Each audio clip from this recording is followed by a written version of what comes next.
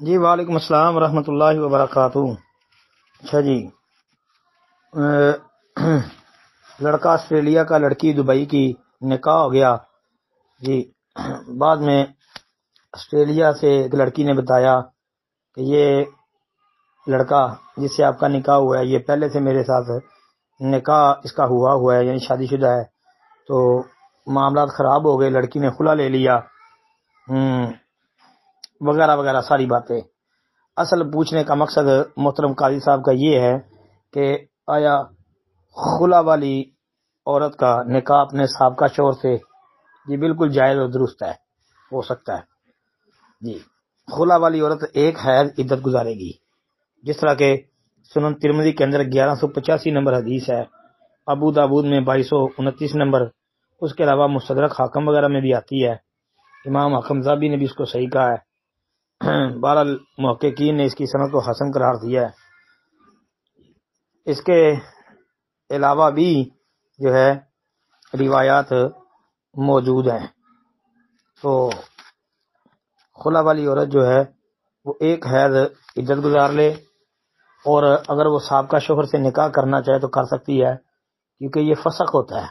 خلا جو ہے فسخ نکاح ہے، یہ طلاق تو نہیں نا جی، اس لیے اس کی عدت ایک حیض رکھی ہے۔ اور نکاح کی دلیل امام شافعی رحمۃ اللہ علیہ نے کتاب الام میں عبداللہ بن عباس رضی اللہ تعالی عنہ کا یہ قول درج کیا ہے، جس میں آتا ہے کہ ایک آدمی نے اپنی بیوی کو 2 طلاقیں دی، پھر اس کے بعد اس عورت نے اپنے شوہر سے خلا لے لیا۔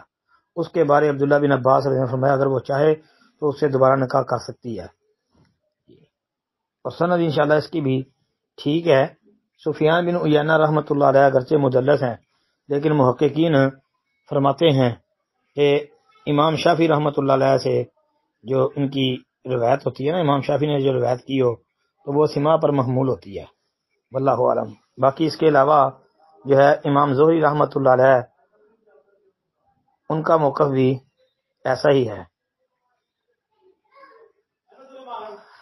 اچھا، اس کے علاوہ بھی جو ہے تابعین میں سے یہ موقف نظر آتا ہے۔ مصنف ابن ابی شیبہ آپ دیکھ رہے ہیں، امام میمون بن مہران بڑے ثقہ تابعی تھے، ان کا موقف بھی یہی ہے۔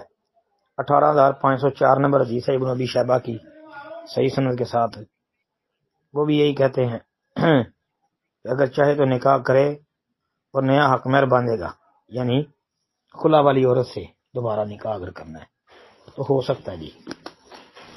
السلام علیکم ورحمۃ اللہ۔